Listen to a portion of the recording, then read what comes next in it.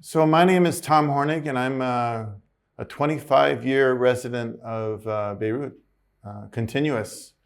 I think I'm one of the few Westerners that have been here that long. There's really no legal visibility for any foreigners, no matter what category of work you find yourself in. I'm a professor of music, and I'm also a session musician.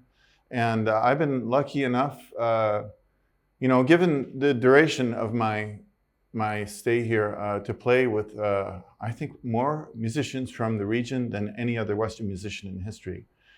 So I've been given so many gifts here. My daughter, who's amazing, she's now studying in the States at a huge university, and that's thanks to the beautiful education that she got here in this country. She speaks 3 mother tongue languages. So I often say the best years of my life and the greatest gifts that I've been given in my life have come from Lebanon. And when I leave here, I feel, nervous about wanting to come back. I think a lot of people feel that way. But there are things that over the years where I've kind of said, maybe that needs to change, like the electricity going on and off, and the water issue, and more personally, my status issues. So because of the nationality law, I was also put under kafala. And this is something that people don't realize. It's kind of a double jeopardy. And it took me a long time to realize, after a lot of campaigning on behalf of myself and my daughter, that the real damage was being done by kafala. And it all came to a head a few years back when I needed a heart operation, and it was refused by my insurer. I had been getting private insurance, like many Lebanese do. The difference is with me is that I don't benefit at all from the demand, even though I pay full Social Security. I have a Lebanese Social Security number, et cetera, et cetera. So when that moment came that I'd been, paying my insurance for, when my body needed repair, the insurance company said no. And foreigners here, again, we really don't have anywhere to go. So I went to my employer, and I said, well, listen, this is life and death. I need a heart operation. And they said no. And it was really then that I realized that I needed to do something. I had had success in 2010. I was lucky enough to sit with the Minister of State as someone active in the nationality cause. And she went and fought in the Council of Ministers. And we had, 2 weeks after that meeting, permanent residency or 3-year renewable residency for my daughter, myself, and a great many other people. The thing that is not widely understood, though, is because of kafala, there still is no legal visibility for any foreigners here. So although we can stay here, right, and not have to have a sponsor, and this is after I had needed a sponsor for 17 years consecutively, right?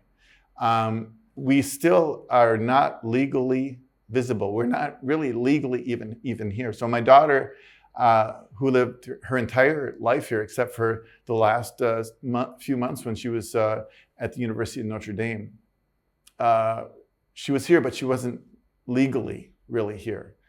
So this is, the genesis of my involvement in activism and in the nationality law, and then later, and for the past maybe 15 years, the kafala system. And I'm very well known from my activism. I'm the kind of person that when I get a hold of something, I don't give up, and that's my mantra, Tom will never, ever, ever give up. And somebody has to, push hard. Otherwise, we're never going to have any change, right? And I think everybody understands when you talk to them about what's happening. You peel away the layers of this kafala system, and they start to understand that maybe it's something we need to take a closer look at. What's about to happen now? So if anybody wants to know more, come find me, and I'll tell you. But what's happening now is kind of going to force that to happen, because we have Ethiopian maids being basically just kind of thrown out of cars on a fairly regular basis at the Ethiopian embassy in Hazmi. And very often they don't have their passports. They haven't been paid in months. So the truth of it is, the nuts and bolts of it is that kafala, being outside of the law, gives the arbitrary use of power to the individual, kafil. And there is no oversight and there is no punishment for anything that you might end up doing, whether it's withholding wages or something much, much worse. There's been, lots and lots of publicity around the world and in Lebanon, these cases where there's been some really, really serious abuse, but there has never been anything serious that has happened to these people. And this unfolding humanitarian disaster, I think that's going to force the hand of the Lebanese government and the Ethiopian government. But more importantly to me, it's going to allow Lebanese to understand what's been happening in the neighbor's house. They didn't really know it, I know so many beautiful Lebanese that,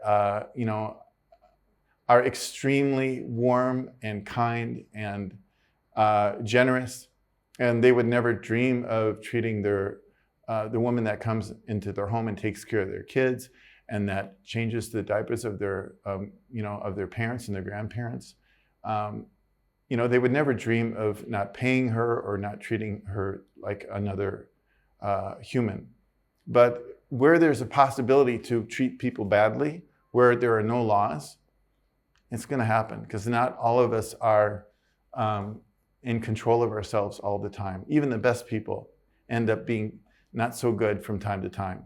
So I believe my case of not having a status issue is important because it makes this kafala thing my story and extremely intimately personal. And it allows me to have a little bit of insight, just a little bit, into the experiences of these Ethiopians and the other migrant workers that are coming here from very, very far away and very, very poor, impoverished situations. They are effectively refugees like the Syrians, but they are financial refugees. And Lebanon's not any better or any worse than America or any other country. But I live here. This is personal, right? And I feel like, I can maybe once in a while get somebody to listen. And maybe there's a possibility for change. This arbitrary use of power given to the individual means that the central federal state doesn't have much power. And I think, in fact, I know in the deepest part of me that if kafala ends, then Lebanon is going to do much better.